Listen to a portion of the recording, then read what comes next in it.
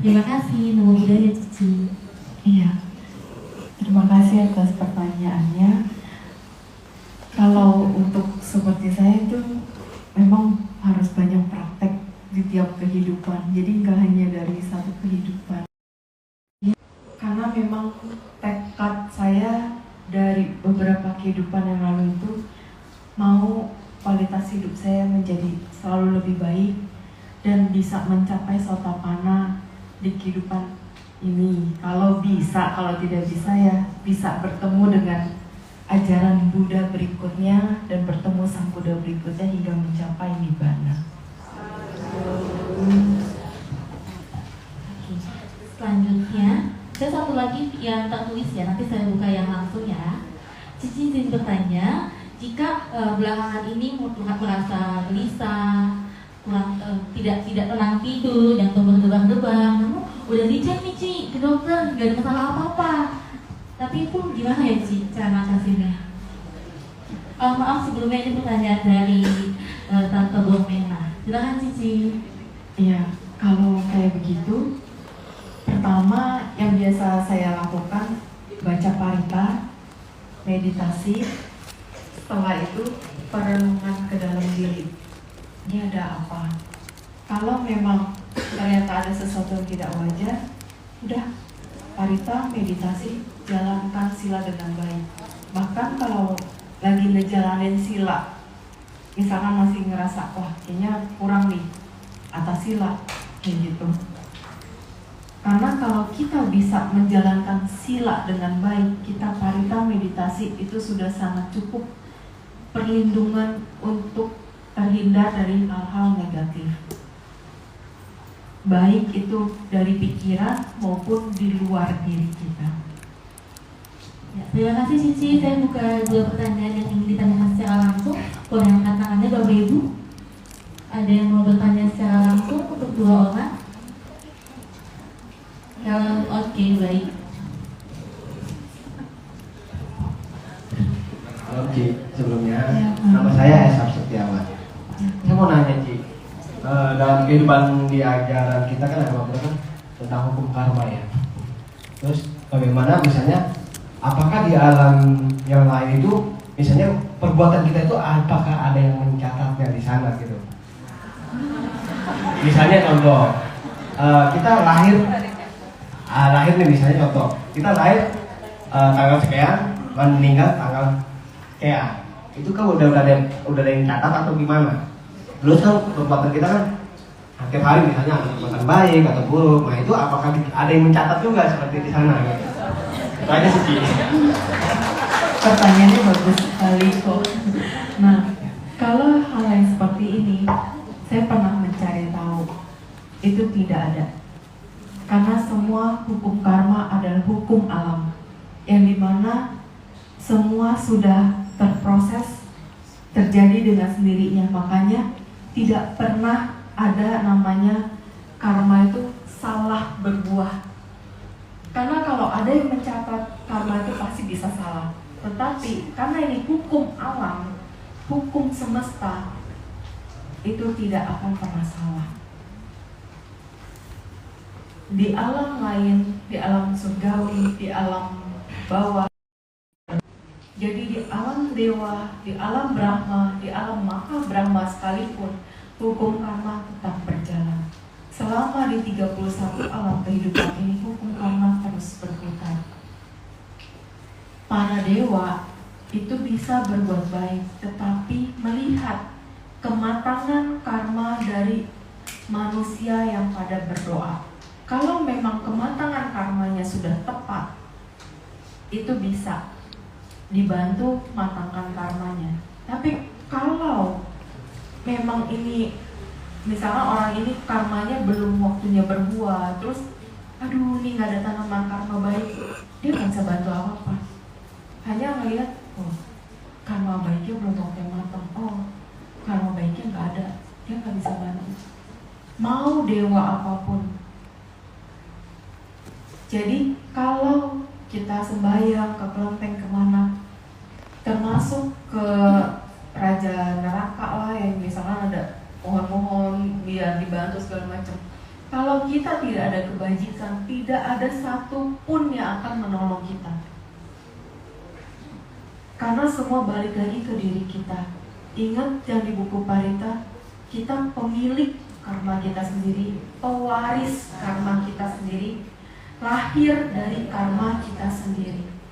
Jadi semua itu karena karma kita sendiri. Kalau tidak ada kebajikan, tidak ada ketemu penolong.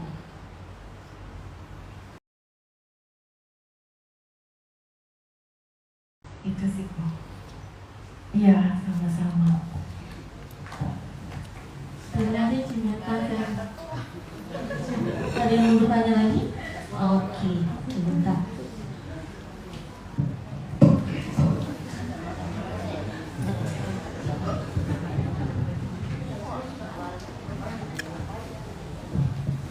Selamat malam, Ci. Namo Buddhaya. Iya, Namo Buddhaya. Ci, meditasi, apakah meditasi itu lebih superior dibanding Dhamma dan Sila? Terima kasih, minta penjelasan. Kalau meditasi itu kebajikan tertinggi, karena kebajikan tertinggi ini berpusat pada pikiran. Ketika kita bisa mengendalikan pikiran kita dengan baik, maka ucapan dan tingkah laku kita pasti terkendali.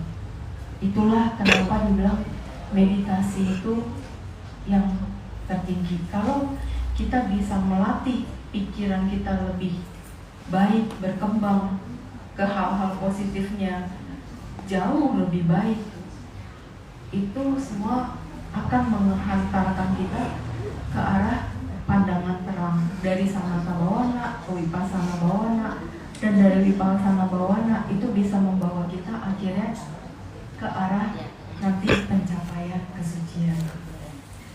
Gitu. Kalau dana handphone lo coba ketik, itu klik yang tadi saya share ke grup, dalam hal duniawi, bisa nyambung ke itu dalam nggak, hal ke yang wihara non duniawi. Gitu. ini. Jadi kalau memang kita Iya, senang berbuat baiknya Kecilin. berdana, gitu, Untuk ke itu bagus, kan lagi dan live. itu akan membuat Iya. kita Oh, berkelimpahan bisa. di Oh, nggak bisa ya? kehidupan Nggak jelas berikutnya. ya? Gitu. Yang penting setiap kita melakukan kebajikan Iya. dengan ketulusan, dengan keikhlasan. Kayak latihan meditasi nih. Tujuannya yang penting saya meditasi ini untuk ketenangan batin. Bukan untuk, Nggak jelas saya ya? mau bisa ini, saya bisa Nggak itu. jelas ini saya ini. Nanti ngaco Ya. meditasinya. Oke. Akhirnya salah jalan.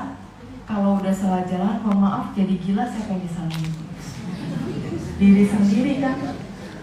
Sedangkan diri sendiri kok dibilang, oh ini salah kamu, salah objeknya, marah nggak? Marah lagi. Karena kita harus benar-benar sadarin, saya pokoknya sekarang meditasi untuk ketenangan batin, biar itu berproses dengan sendirinya. Jadi kalau di sini nanti Bante ada bimbing meditasi one day mindfulness, atau ada setiap malam apa ada meditasi, ikut latih pelan-pelan, kontrol pikiran kita untuk bisa menjadi lebih baik. Ya, terima kasih Cimeta. Selanjutnya sudah ada pertanyaan yang masuk ke saya. Selamat malam Cimeta. Apakah bayi yang keguguran bisa dikatakan ikut melakukan perbuatan baik saat dalam kandungan bersama ibunya yang melakukan banyak perbuatan baik, atau tidak dihitung Haji? Ketika bayi di kandungan itu, dia ikut merasakan. Karena ketika orang tuanya, misal si ibu bahagia nih habis berbuat baik, bayi itu bisa tersenyum loh, bisa bahagia, bisa. Karena pada saat aku hamil, aku merasakan setiap kali habis melakukan kebaikan, si anak ini happy, tenang gitu. Terus bisa berasa gitu ketika dia bahagia, itu kita berasa. Terus kalau kita lagi menderita, kita sedih, kita nangis, baby itu kan juga terbawa. Makanya kadang ketika lahir, ada anak yang gampang banget diajarin berbuat baik, ada yang susah banget diajarin berbuat baik. Karena selain karma lampau, kondisi dia di dalam kandungan juga terpengaruh.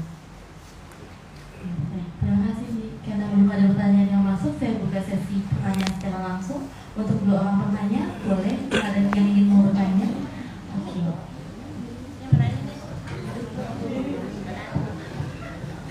Itu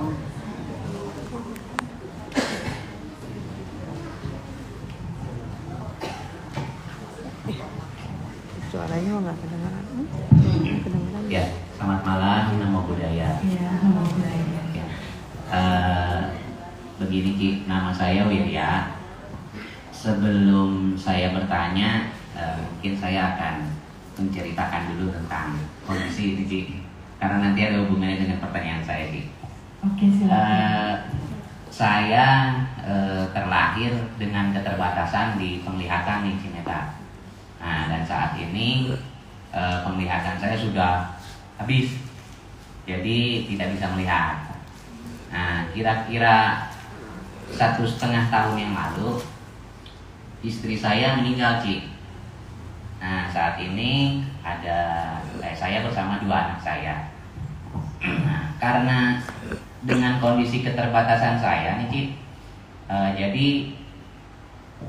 mungkin secara gamak pemelekatan saya terhadap pasangan itu begitu kuat mungkin ya, karena banyaknya hal-hal yang sifatnya saya bergantung atau dibantu oleh mendiang istri saya Ci. Jadi dari situ sampai dengan saat ini saya masih terus mencari tahu, penasaran bagaimana kondisi mendiang istri saya saat ini. Walaupun secara dhamma saya tahu persis bahwa kita sebagai umat awam sih yang masih jauh bisa paham ke arah sana, kita paling patidana ya Ci ya. Nah, pertanyaan saya mungkin yang pertama sih penasaran bagaimana kondisi pasangan saya, tapi kalau itu pribadi di skip, nggak dijawab nggak apa-apa sih. Yang kedua, istri saya ini Nasrani, jadi non Buddhis. Apakah ketika kita melakukan patidana itu berpengaruh untuk kebahagiaan kondisi dia di sana? Itu yang selanjutnya pertanyaannya, bagaimana sih Ci cara mudah untuk kita melatih diri untuk bisa mencapai apa ya, pemahaman atau bisa menembus gitu Ci, kita bisa mengetahui tentang kelahiran kembali ya, seperti Cimeta tadi ya. Bagaimana gitu Ci bisa seperti Cimeta? Terima kasih. Namo Buddhaya. Ya, Namo Buddhaya. Untuk pertanyaan pertama, mohon maaf ya Pak, saya skip. Itu nanti aja setelah acara. Terus kalau untuk pertanyaan kedua, kita melakukan pelimpahan jasa bisa untuk siapapun, agama apapun. Jadi tidak hanya terbatas untuk kalangan Buddhis saja. Jadi dengan Bapak sering melakukan pelimpahan jasa untuk istri Bapak, itu tetap bisa dia dapatkan kalau dia terlahir di alam peta yang bisa menerima pelimpahan jasa. Itu. Terus juga Bapak harus juga bisa melepaskan kemelekatan tersebut. Wajar seorang suami melekat ke istrinya, itu adalah hal yang sangat wajar. Tapi disadari aja, sekarang fisiknya memang sudah tidak di sebelah, tapi kan batin masih terkoneksi. Siapa tahu ikatan karma ini masih bisa berlanjut di kehidupan berikutnya. Jadi cukup disadari ini adalah perpisahan secara fisik, tapi batin kita masih terkoneksi, kayak gitu. Ketika Bapak sedih, wajar menangisinya, wajar merindukannya. Tapi setelah itu ya Bapak bangkit lagi. Jadi jangan pernah tahan kalau Bapak mau nangis karena Bapak merindukannya. Biar perasaan itu mengalir dan akhirnya bisa lepas sendiri.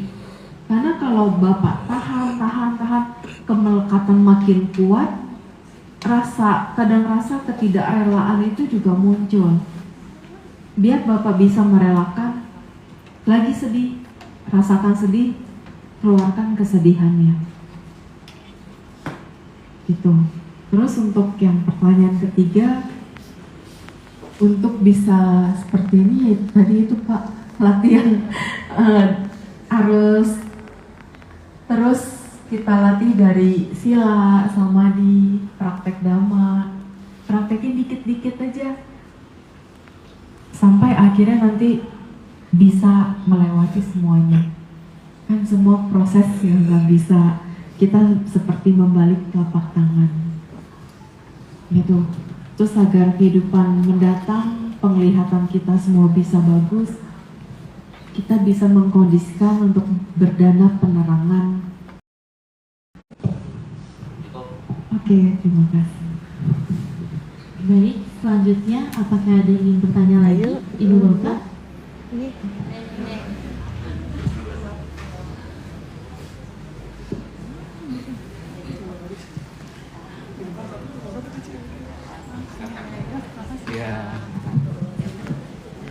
Selamat malam, Cimeta. Malam, Aku Erna. Sebelumnya Nama Budaya sih. ya Nama Budaya. Tertarik sih tadi sama cita-citanya Cimeta kan pengen mencapai sotapana. Kebetulan sama kita juga bercatana untuk mencapai sotapana karena tidak mau terlahir kembali ya Ci. Terus juga baru sadar juga kalau dengan samadhi itu kan dana tertinggi, tadi Cimeta udah jelasin juga ya. Gimana kiat-kiatnya dari Cimeta nih buat kita para perumah tangga.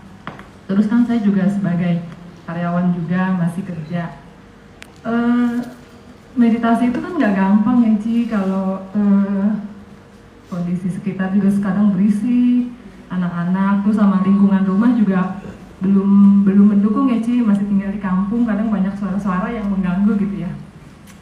Disarankan untuk jamnya yang bagus jam berapa, terus ukuran istirahat. Kan ada juga temen yang ngajakin tuh Ci, meditasi bagusnya jam 3 pagi gitu ya. Saya udah coba Ci, awalnya sih dapet nih ya, udah mungkin semangat ya awal-awalnya, dapet fokus, tapi kan nggak selamanya fokus kan ya Ci. Meditasi kadang pikirannya kelantur-lantur. Terus ya saya minta nasihatnya aja sih, gimana tadi. Tapi saya baru dengar juga kan tadi Cimeta udah jelasin yang setiap hari 5 menit. Itu belum saya praktekin sih, akan coba saya praktekin. Cuma kalau untuk yang 1 jam sih, kalau secara duduk saya sih udah bisa ngelewati. Cuman fokusnya aja nih yang masih sering gak dapet. Wajar.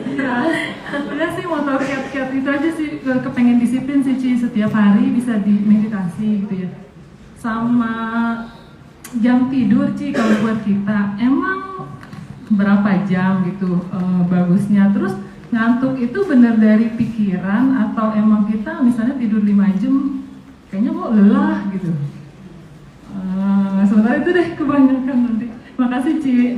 Iya, budaya, Nama Budaya. Tetap semua tuh bersumbernya dari pikiran dulu ya Ci ya, itu. Kalau untuk yang mengenai tadi mau meditasi karena lingkungan kantor, lingkungan rumah tidak mendukung, itu juga pernah saya alami kayak gitu. Kalau di kantor kan memang kadang juga suka berisik segala macam. Saya sih nggak peduli dengan suara-suara di sekitar. Jadi kalau lagi, aduh lelah banget nih ngeliat komputer, udah senderan dulu di kursi, tutup mata, udah sadarin nafas, kok enggak udah alarm nyala, udah lanjut kerja lagi. Karena kalau waktu saya masih kerja di kantoran gitu, nggak terlalu pusingin apa kata orang, omongan orang di sekitar kantor gitu, nggak peduli. Jadi lebih ambil sikap bodoh amat. Ya ketika pulang juga di rumah, dulu tuh masih tinggal di rumah mama, ya itu biasa kan kayak tukang roti lewat, nasi goreng lewat, terus berisik ini itu. Sadarin aja ya udah, karena kalau kita dikit-dikit terusik oleh suara-suara kayak gitu, kita nggak akan pernah bisa meditasi, Ci. Jadi kita hanya fokusnya, dah pokoknya saya duduk dulu nih, duduk, sadarinnya nafas keluar, nafas masuk, terus butuh, sampai ketiduran nggak apa-apa. Karena sebenarnya semua balik lagi ke fokusnya kita. Kalau kita ke-trigger nih, ketarik dengan suara bakso, suara nasi goreng, akhirnya pikiran kita, aduh lapar jadi itu ngaco. Jadi kita latih, itu bener-bener latih nafas masuk, nafas keluar gitu. Misal untuk tutup mata, aduh pikiran lari-lari nih, udah buka mata sambil ngelihat Buddha rupa, ngelihat gambar Buddha, gambar dewa-dewi yang lagi ada di rumah, gak apa-apa. Misal lagi buka YouTube nih tentang parita-parita atau ceramah dhamma, kadang kan ada buka bantainya, udah gak apa-apa, sambil liatin, sambil kita sadari nafas masuk, nafas keluar, sambil ngedengerin, ngeliatin ceramah bante atau dengerin parita-parita di YouTube, itu juga gak apa-apa. Itu termasuk meditasi? Ngelatih fokus. Ngelatih fokus dulu. Jadi setelah ngelatih fokus, kita baru coba lagi duduk, diam gitu. Karena ngelatih fokus itu harus kita coba sedikit-sedikit, terus coba caranya juga macem-macem. Nggak bisa dengan satu cara langsung itu nggak bisa, butuh proses Koci. Ketika kita lagi mencari itu harus disadarin, kesel mungkin ada karena nggak ketemu nih, nggak ketemu nih caranya yang ngeklik. Terus pelan-pelan, nanti juga ada saatnya ketemu. Oke. Semangat berlatih, Cici. Baik, Ci. Terima kasih, Budaya. Ci, boleh satu lagi nggak, Ci? Kebetulan suami saya, Ci. Malam Cimeta, Malam, Malam Budaya. Saya jangan kalah sama saya namanya juga dong. Tadi saya tertarik ya Cimeta terkait dengan pesan Cimeta ya tentang Pancasila Buddhis kan ya. Yang bahaya itu kan dijaga apa? Siang lompat gitu kan, yang perkataan. Iya. Akibatnya kalau kita nggak jaga dengan baik bisa terlalu dalam eta. Terutama terus pikiran juga ya Cimeta ya. Iya. Jakarta ya. Mungkin saya hubungkan dikit Cimeta ya dengan ini ya. Kita kan orang benteng nih. Channel benteng kebanyakan gitu kan.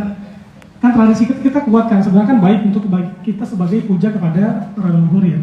Kalau kita mengenal dhamma sih oke, kita tahu kita itu sebagai puja. Tapi gini sih ya, misalkan tetangga atau saudara kita nggak ngerti nih, udah biasa kayak siapa manggil bapaknya, emaknya gitu kan, pas meninggal maunya dikubur terus nanti apa namanya, kalau meninggal disembahykan ini tuh kayak kira-kira dia udah diajarin menjadi peta nggak sih, kira-kira sih? Udah diarahkan menjadi peta nggak sih kira-kira? Sepenglihatan Cimeta itu kira-kira banyakkan jadi peta atau jadi apa gitu orang yang ngerti dhamma gitu kan? Orang tua sih banyak terus gitu kan, saya nggak bicara siapa gitu orang tua gitu kan. Ya untuk kita sendiri misalnya gitu kan.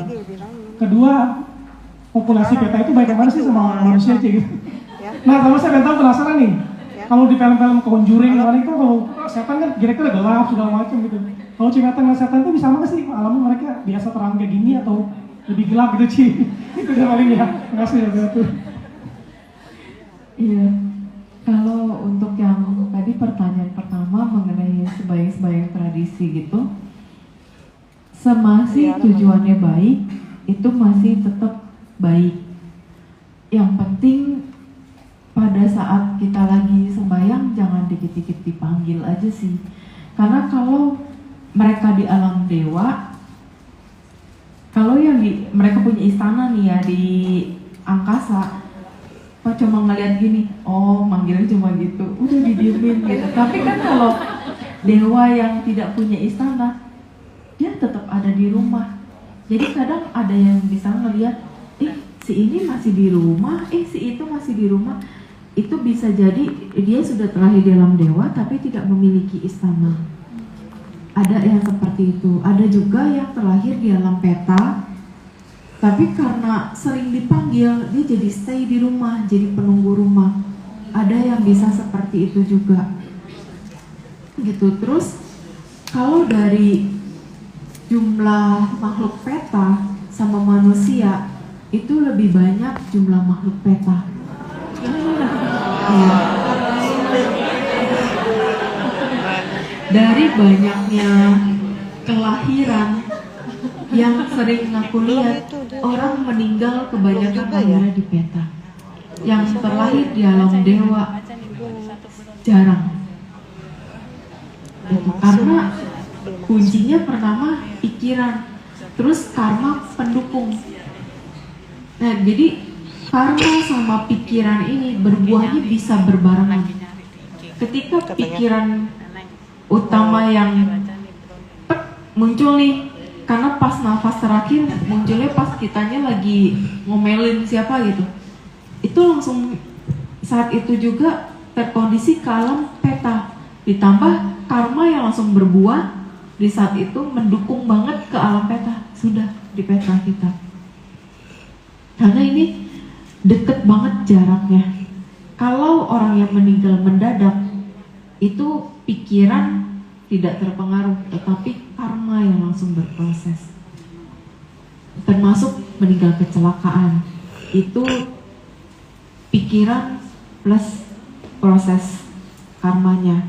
Kalau ada yang benar-benar ketabrak, meninggal, dia nggak sempat mikir apa-apa, karma yang langsung berproses. Kayak gitu. Tapi kebanyakan memang makhluk peta sih. Itu kemanapun, aduh, serem. Tapi kalau ngelihat langsung, semenyeramkannya enggak seperti cerita di film. Yang mengagetkannya kalau dia munculnya mendadak gitu. Gitu sih kok. Kalau usia mereka, Usia, oh, ya, kalau makhluk apa ya ini ya, makhluk peta atau asura itu tidak ada batasan usia. Jadi bahkan ribuan, ratusan tahun mereka bisa masih berada di sana kalau tidak ada sanak keluarga yang melakukan pelimpahan jasa. Dan juga kalau karma buruknya dan kondisi di alam peta itu lama. Ada yang sampai seperti itu. Terus siang malam mereka itu tidak terpengaruh. Jadi siang aja kadang bisa tetap terbang-terbangan di luar, di mana gitu. Iya, jadi nggak terpengaruh. Dikira hantu adanya malam aja cuy. Udah mindsetnya malah kiri ada hantu dari. Iya, siang pun tetap ada.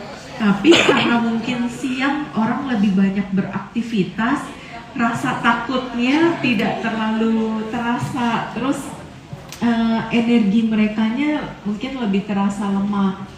Kalau malam hari energi mereka lebih kuat. Sekarang udah mulai. Gitu. Sekarang Kita sudah dimulai. ngiranya hantu takut matahari sih.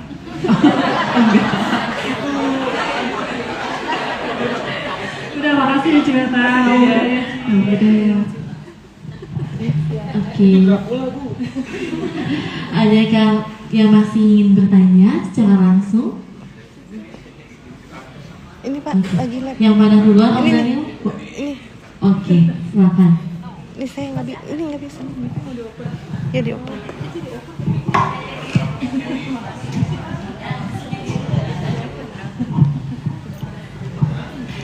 Malam, Bu Meta, Namo Buddhaya.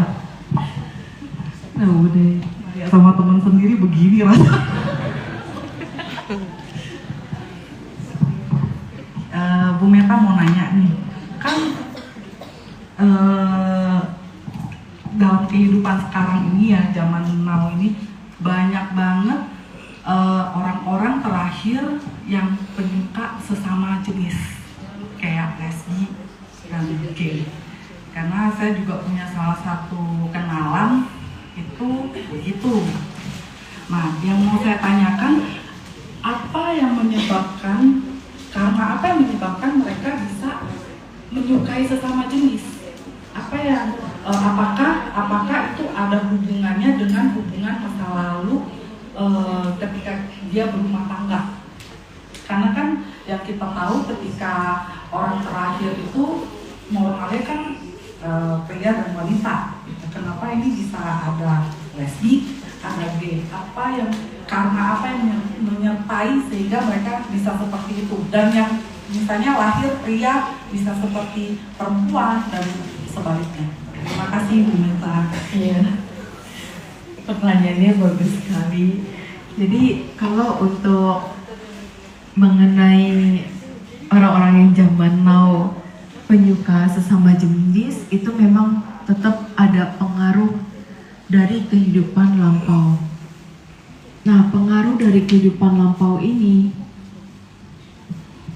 itu disebabkan kalau dari beberapa yang saya lihat karena penyelewengan penyimpangan seks itu bisa menyebabkan seseorang jadi seperti ini.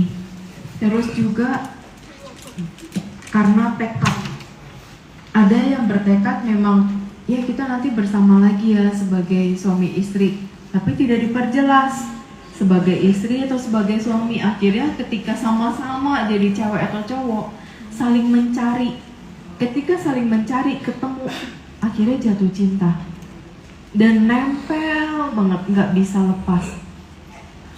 Terus ada juga yang memang karena dia sangat melekat dengan ketampanan dia, dengan kecantikan dia di masa lalu, merasa jadi primadona banyak orang, terus dia melakukan hal-hal yang tidak baik di kehidupan ini. Ada karma baik pendukung, dia bisa jadi manusia, tapi dia nggak bisa normal mencintai seseorangnya, bisa seperti itu. Makanya sekarang ini mohon maaf banyak banget kalau untuk urusan sila ketiga banyak sekali penyimpangannya seperti itu. Terus cara menghadapi orang-orang di sekitar kita yang memang ada penyimpangan seperti itu, baiknya pertama kita nggak bisa langsung ngekat, nggak bisa kita langsung membenci, nggak bisa kita langsung marahin. Karena kadang di kondisi saat ini dia tidak siap dengan keadaan ini. Misalkan yang pernah aku temuin, dia seorang wanita tapi tidak suka dengan fisik wanita. Dia merasa dia terperangkap di dalam tubuh wanita. Sebenarnya bukan terperangkap, karena dia melakukan karma yang buruk sekali sampai akhirnya dia tidak bisa menjadi seorang laki-laki, dia harus menjalani karma sebagai seorang perempuan. Kalau ketika dia sudah di kondisi ini, keluarganya menjauhi, itu akan memperburuk keadaan. Jadi kalau ada sanak keluarga kita yang ternyata mengalami hal demikian, baiknya kita rangkul, jangan kita jauhi, jangan kita musuhi, karena dia akan menjadi pribadi yang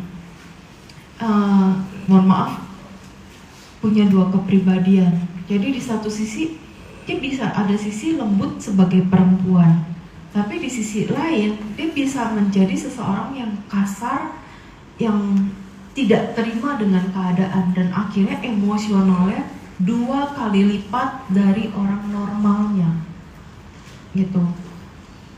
Makanya kalau ada sanak saudara atau teman yang mengalami seperti itu, kita rangkul, kita kasih tahu, nggak usah takut, nggak usah khawatir dengan keadaan yang seperti ini, karena kamu sedang jalanin karmanya kamu. Kita nggak bisa berbuat apa-apa kecuali menerima ini adalah bagian dari karmaku, jalanin. Sekarang pokoknya aku harus bisa menjadi lebih baik, pribadi yang lebih baik dengan mengkondisikan berbagai hal, bentuk-bentuk kebaikan gitu. Kalau kita bisa arahkan ke arah hal-hal yang baik dan positif, dan dia bisa menerima kebaikan itu, menerima nasihat dari kita semua, hidupnya akan jauh lebih baik, dan dia bisa menunjukkan, oke, gue bisa tunjukin gue juga bisa sukses dari orang normal umumnya. Dan kalau bisa seperti itu, kita kan sebagai teman, sebagai keluarga ada rasa bangga. Akhirnya dia bisa maju, dia bisa hebat di luar kekurangannya ini. Karena biarkan dia untuk tidak fokus dengan kekurangannya. Kalau dia fokus dengan kekurangannya ini, karena dia tidak menerima keadaan fisiknya, itu hanya timbul pemberontakan, bukan kebahagiaan, bukan kesuksesan yang dia terima, tapi kehancuran. Itu. Kalau kita bisa membantu orang-orang sekitar kita untuk bangkit, itu secara tidak langsung kita juga mendapatkan karma baiknya. Tanpa kita harapkan pun itu sudah terjadi. Oke, terima kasih Cimeta. Iya. Aku mau telang satu pertanyaan ya dari aku terkait sama yang tadi Cici. Aku tertarik kalau misalnya di kehidupan lalu sebagai pasangan lalu bertekad untuk bertemu di kehidupan ini, itu bisa ya Ci menjadi pasangan? Bisa. Namun yang ingin aku tanyakan, apakah pasangan-pasangan yang sudah menjadi pasangan di kehidupan ini, mungkin mama dan papaku dan mungkin pasangan ibu bapak lain di sini, apakah di kehidupan lalunya pasti sudah pernah menjadi pasangan? Apakah mungkin kebetulan aku juga belum menikah ya Ci, jadi apakah mungkin aku pasti akan bertemukah pasangan aku di kehidupan yang akan lalu, ataukah mungkin akan ada pasangan baru di kehidupan ini? Terus aku juga lihat ini Ci, fenomena perceraian artis-artis itu banyak sekali ya Ci, pasangan muda bercerai dengan berbagai problematikanya, itu cukup mengguncang sebagai individu yang belum berpasangan. Itu menurut Cici bagaimana? Apakah memang mereka di kehidupan lalu juga bermasalah dengan pasangannya? Apakah hanya egois semata di kehidupan ini atau bagaimana Cici? Terima kasih. Oke, kalau untuk yang mengenai pasangan, kalau seseorang bisa berpasangan suami istri, itu memang sudah tentunya di lampau sudah pernah suami istri gitu. Tidak hanya dari yang kehidupan yang terdekat, bisa juga ada yang udah jauh banget terus ketemu lagi di sini sebagai suami istri, itu juga bisa. Jadi kalau dari yang dekat-dekatnya, misalnya kalau kehidupan terdekatnya, wah ternyata kakak beradik atau cuma teman, tapi kenapa di kehidupan ini tahu-tahu jadi suami istri? Karena ada kaitan yang lalu ya, bisa yang terjauh atau terdekat atau di tengah-tengahnya ada jalinan suami istri gitu. Terus di balik jalinan suami istri ini tetap ada hutang piutang karma yang harus dijalani. Tinggal kita menyesuaikannya, ada yang berat, ada yang ringan. Kalau kita bisa saling menerima kekurangan masing-masing, saling bisa memperbaiki dan segala macamnya, itu berarti kita menjalani hutang karmanya tidak terlalu besar, karena kita masih bisa berjalan beriringan sambil memperbaiki, sambil semuanya ya kita arahkan dengan baik ke arah yang positif.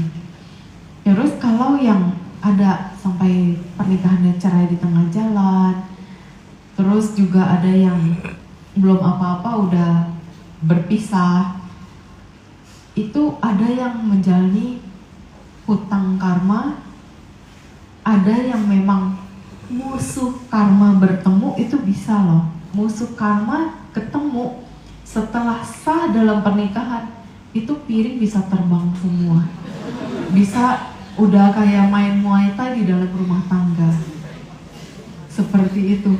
Jadi kalau musuh karma bertemu bisa juga seperti itu. Sampai misalkan ada akhirnya saudara atau keluarga yang sadar, wah ini nggak bisa nih dibiarin, ini bahaya gitu, bisa ada kematian kalau ini dibiarkan. Ya udah, kalau wasit itu bisa membantu melerai, terus mendamaikan, biar mereka bisa jalin baik-baik, ya bagus. Tapi yang paling berat itu musuh karma bertemu. Karena serba salah. Kalau dibikin cerai, kitanya dosa, tapi si yang melakukan, yang sudah si musuh karma bertemu juga ini bahaya. Nah itu tergantung kebijaksanaan kedua keluarga mau gimana. Jadi keluarga kedua belah pihak itu sangat berperan. kalau musuh karma bertemu dan menjadi satu. Dan amit-amit ya, kita jangan sampai ketemu musuh karma sebagai pasangan, itu paling complicated gitu. Terus kalau yang berumah tangga tengah jalan bisa cerai, ada yang memang pernikahan di kehidupan sekarang nih menyelesaikan sisa hutang karma yang lalu ini sebagai suami istri di kehidupan ini selesai, udah kayak jalan masing-masing. Pisahnya baik-baik, jadi ketika pisah baik-baik itu mereka tetap bisa berteman, tetap bisa berhubungan baik, semuanya gak ada kendala. Jadi jodoh sebagai suami istrinya udah usai, tapi jodoh sebagai temennya masih berlanjut. Ada yang seperti itu, tapi itu jarang. Itu kebanyakan ya kalau orang tua kita diselesaikan sampai akhir. Tapi zaman sekarang itu banyak banget yang setengah jalan sudah usai. Karena kalau yang artis-artis ya itu lebih ke kadang godaan lebih banyak sih dibanding orang biasa. Kalau kita orang biasa godaannya apa sih? Paling sila ketiga yang paling sering terjadi. Tinggal pasangannya bisa menerima atau tidak bisa menerima gitu. Tapi kalau artis ya banyak macam lah ya, complicated gitu. Jadi kalau untuk yang jomblo juga nggak usah khawatir, pasti nanti juga akan ada saatnya ketemu pasangan yang tepat. Yang penting kita sadar untuk bisa terus memperbaiki diri kita, terus juga kita sabar sambil menanti orang yang tepat untuk kita. Nggak usah diburu-buru waktu, nggak usah diburu-buru umur, nggak usah takut dikejar-kejar orang tua. Yang penting yakinin kita merit mau bahagia, bukan untuk disiksa, bukan untuk menderita, bukan karena terpaksa. Sampai kita akhirnya menemukan pasangan kita yang bisa happy ending sampai maut yang memisahkan. Nah, gitu. Cimeta, aku mau tambah sedikit deh Ci ya. Aku mau minta tips nih Ci. Aku sebagai individu yang belum menikah dan sedang proses untuk berkenalan dengan pasangan. Kira-kira tipsnya apa nih Ci dari Cimeta sebagai yang sudah menikah agar bisa kedepannya sama-sama baik gitu Ci? Apa aja hal-hal yang harus kita kan dua individu yang berbeda dengan dua pola pikiran berbeda. Itu kan umum terjadi ya sih. Jadi itu gimana sih caranya untuk apakah harus menemukan satu titik yang sama ataukah memang harus menghargai perbedaan? Itu bagaimana ya Ci? Tips and trick-nya nih untuk semuanya. Iya. Kalau untuk hal tersebut, pertama kita tadi itu yang aku bilang berubah dulu untuk menintrospeksi apa yang perlu kita perbaiki di dalam diri kita dulu. Apakah kita terlalu egois? Apakah kita terlalu temperamen? Itu perlu kita perbaiki, kita kurangin. Terus ketika sudah ketemu penyesuaian itu, kita harus saling menunjukkan sifat asli masing-masing. Sudah tahu kejelekan, keburukannya seperti apa, kita bisa nerima, keluarga kita bisa nerima, lanjut. Kalau memang sudah tahu, wah kasar nih, kalau kasar suka mukul, ya lebih baik hindarin sebelum kita bonyok di tangan dia setelah menikah gitu. Jangan, mohon maaf, jangan kasarnya tuh seperti kita orang bodoh karena cinta. Udah tahu kasar, udah tahu tukang mukul, kita masih tetap mau sampai merit. Itu kita sama aja kayak nyerahin diri untuk kita dibunuh kayak gitu. Jadi kita harus bisa pakai logika juga. Cinta boleh tapi jangan sampai berlebihan. Terima kasih Cimeta. Selanjutnya aku mau buka pertanyaan lagi. Silakan. Oke, nanti habis ini ya Ci. Cici yang baju hijau dulu. Mic-nya boleh aktif.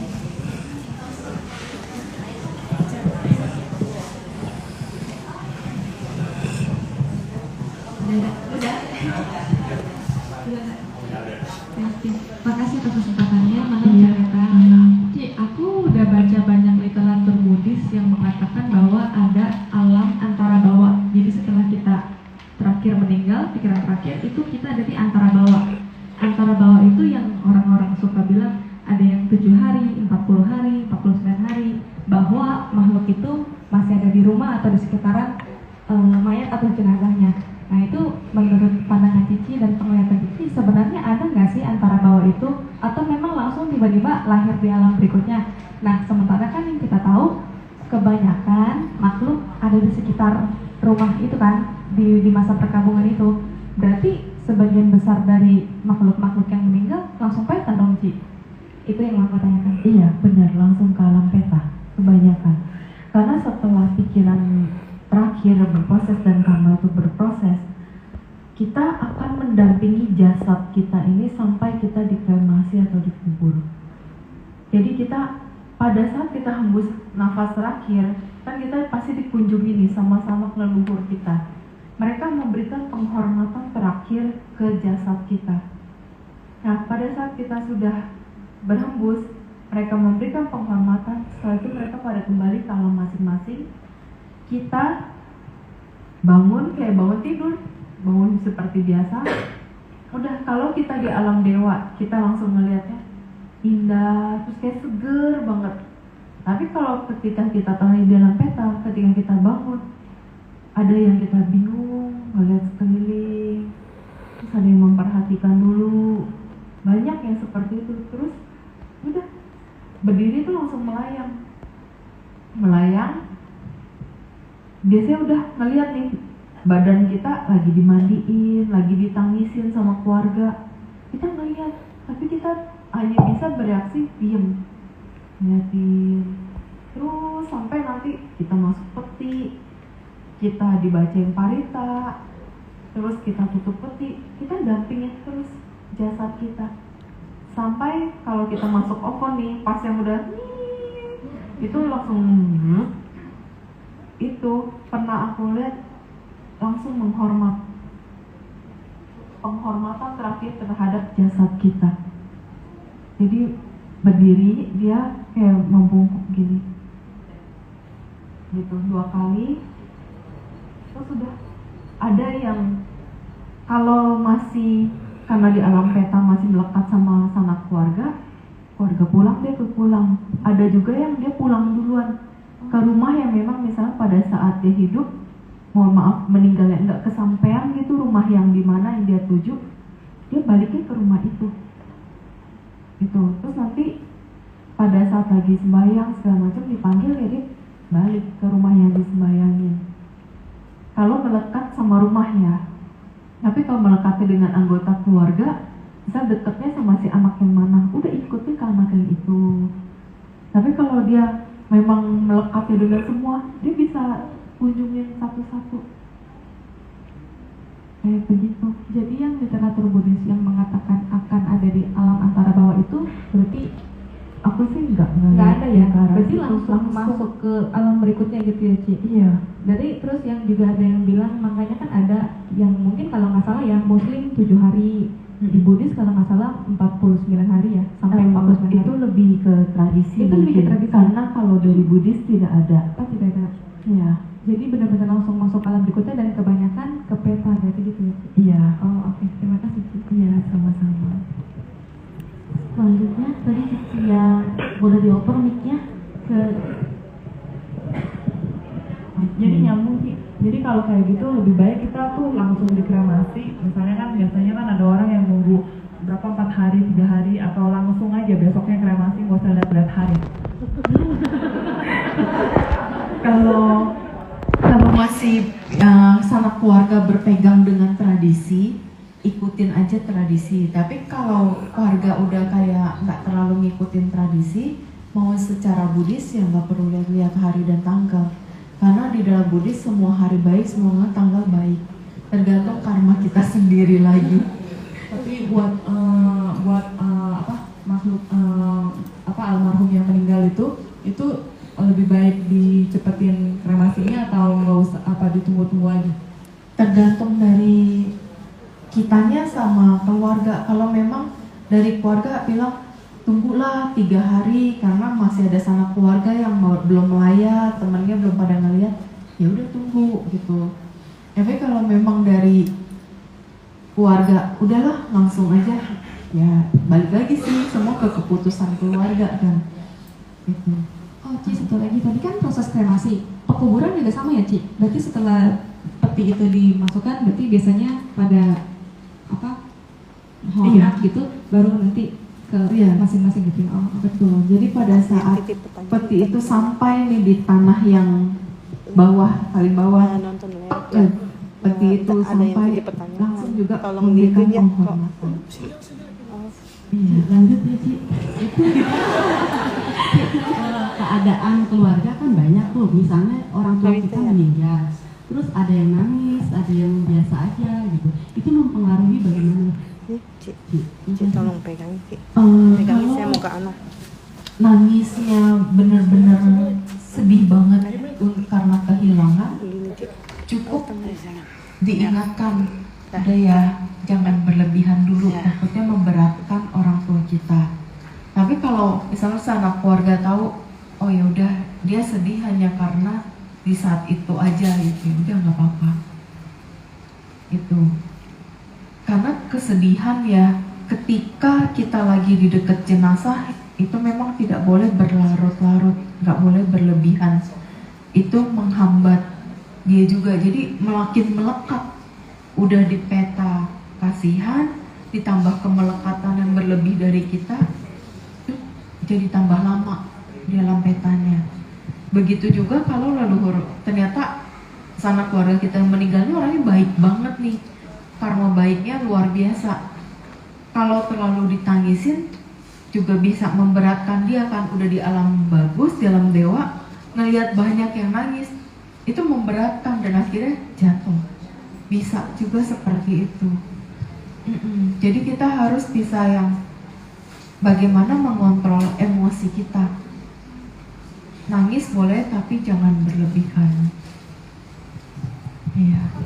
Baik, apakah Ade masih menyambung terkait dengan duka cita? Dia satu topik atau mau topik baru?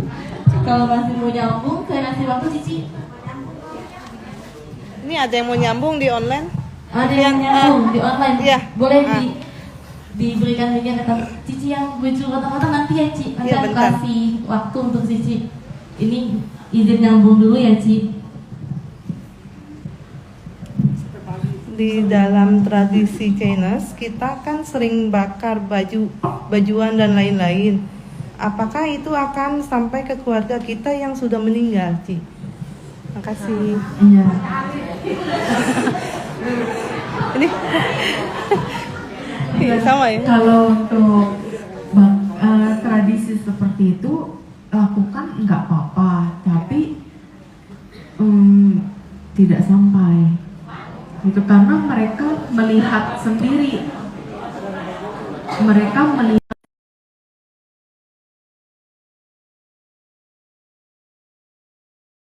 gitu. Tapi kalau yang sudah terlahir di alam dewa, tinggal mikir, saya mau hari ini mau pakai baju ini, ganti. Terus nanti besok misalnya, oh saya mau ke rumah anak yang ini, tinggal mikir, saya mau ganti baju, ganti lagi bajunya. Itu kalau di alam dewa. Jadi nggak perlu bakar-bakarin bajunya. Tapi kalau untuk menghormati tradisi itu silahkan gitu. Terus juga kalau ada yang dimimpiin dia butuh baju, butuh sandal, nah itu dana jubah ke Bante atau kita berdana baju baru ke orang yang membutuhkan. Nah baju baru itu nggak perlu bermerek, yang penting kita bajunya masih bagus, nggak bolong, masih layak pakai. Kita berdana ke yang memang orang itu memerlukan pakaian, memerlukan sandal. Terus dalam hati kita bilang, semoga pelimpahan jasa ini mengkondisikan almarhum A ini bisa bahagia. Oke, terima kasih Ci. Apakah masih ada yang ingin menyambung terkait tema duka cita? Atau kemudian di topik? Kalau dia masih menyambung, oke, terkait topik ya Ci? Oke. Ini ada rumah-rumahan katanya. Udah Ci. Satu lagi kan Ci, di tradisi Chinese juga yang nyambung itu sudah ke kan depan sekalian nyambung berupa-rupa makanan. Ada yang segala jenis daging ada, buah ada, kue-kue juga ada. Sebenarnya apakah itu bermanfaat maksimal? Karena kalau dilihat dari tradisi kan sebanyak itu, tapi kalau dari sisi Buddhis yang mungkin sebagian Theravada hanya buah-buah aja, dan itu pun juga dilakukan karena memang untuk apa simbolis dan segala macam. Mana yang benar-benar maksimal manfaatnya? Terima kasih. Itu sama aja karena untuk simbol penghormatan. Hanya bedanya cara tradisi dengan cara Buddhis. Gitu. Terus juga kalau ada sanak keluarga yang terlahir di alam peta kelaparan, kalau disajikan ada daging-dagingan, mohon maaf nih, mereka nggak boleh sentuh.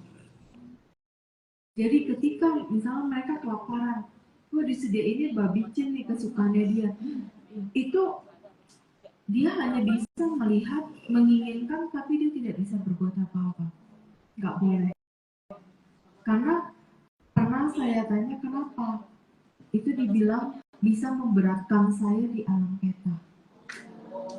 Jadi better mungkin kasih buah-buahan aja ya Cik, sarinya bisa dimakan. Ya, makanya kadang ada yang diganti dengan vegetarian. Karena kalau kayak gitu lebih boleh kayak gitu, mereka bisa kelaparan, langsung muncul di tangan mereka ini halusnya kayak gitu, misal nasi udah sama lauk-lauknya, itu makanan kayak nggak habis-habis dia makan, sampai nanti merasa cukup, kenyang, hilang sendiri mangkok di tangan, udah dia pergi gitu. Tapi kalau dia pengen banget ke daging, itu nggak bisa, itu nggak jadi apa-apa, di tangannya kosong, nggak cuma nasi putih doang kok, nggak ada lauk yang dia suka itu. Nah, jadi biasanya dia cuma ngeliat, meratapi, ada kalau yang benar-benar kelaparan dia tetap makan, yang enggak, ini dia hilang aja, pergi, kayak gitu. Oke, jadi berarti lebih ke simbolis aja ya Cik, untuk makan makanan yang banyak itu ya? Iya. Iya. Iya, lihat, langsung lihat, karena ada interaksi. Iya, terus pernah juga ada yang kemasukan di depan saya, dia kepengen KFC, dibeliin KFC. Saya bilang beliin aja KFC, kesian dia kelaparan gitu. Makhluknya ya, ini kan dia kesurupan. Dibeliin KFC, itu tiba-tiba ayamnya itu terbang.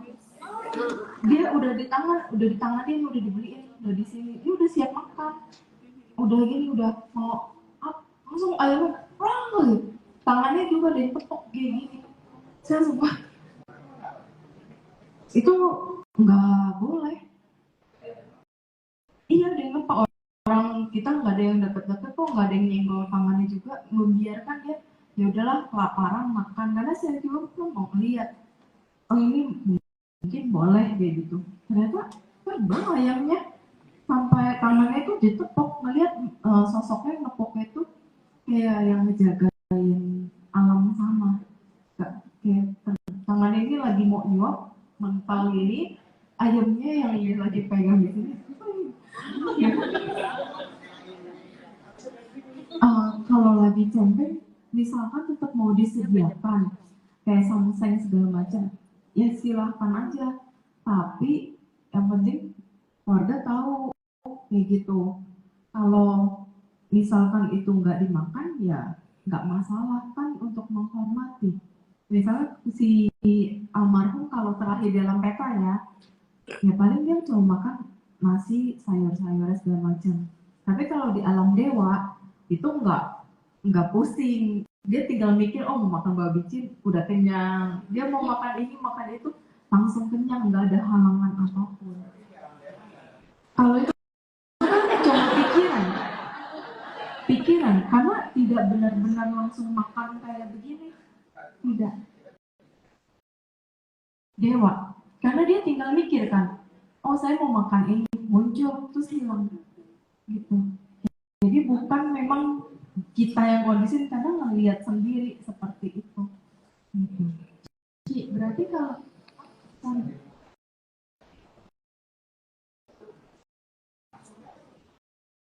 aku masih kebanyakan dewa-dewa cuma kayak kumpul-kumpul gitu sih. Yang mereka kadang ikutan nikmati, ya mereka tiba-tiba kayak megang buah, tapi sambil dimain-mainin mereka ketawa ngobrol sama keluarga gitu. Iya, iya sambil kayak dimain-mainin gitu. Iya. Cik, berarti kalau misalnya kita, tadi kan bikin VG bisa dinikmati atau dimakan. Nah, kalau misalnya kita masak ada campuran ebi kan itu hewan-hewan ya, Cik. Itu juga berarti nggak bisa. Oh, kalau ebi aku kurang tahu ya, karena belum pernah ngeliat kalau yang dicampurin ebi dia makannya seperti apa, aku nggak ngeliat. Aku cuma ngeliat yang pas bener-bener kayak disajiin daging itu yang Nggak bisa. enggak. Kayak gitu. Baik. Untuk pertanyaan terkait duka cita, boleh satu lagi langsung pertanyaan closing dari Cici, atau udah tidak ada lagi yang terkait duka cita? Terkait duka cita atau topik baru? Oh ya udah, nanti dua pertanyaan terakhir ya dari Cici dan Cici yang di ujung. Bang, Cici yang ini dulu boleh? Nama dari Cimeta, saya cuma ingin menanyakan, kan kalau ada dua orang yang banyak berbuat jahat sama orang berbuat baik, kalau seandainya dia kerjaannya malam-malam, ngegosip, pokoknya menyakitin orang terus, apakah benar kalau seandainya dia itu ditemeninnya, dideketinnya pada asura-asura, setan-setan gitu, karena kan satu tim, satu frekuensi, ya kan?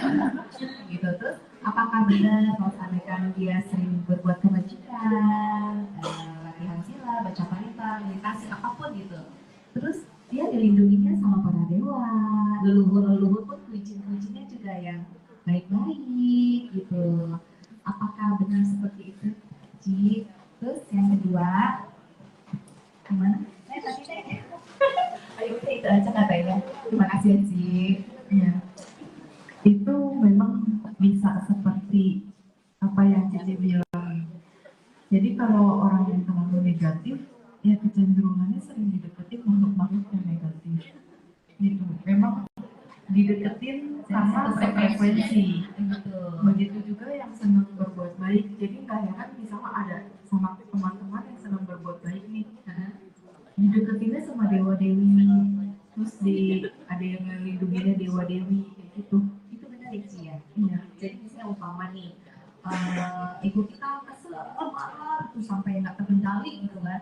Jadi itu ada efeknya pengaruh energi dari asura itu sendiri, Ci.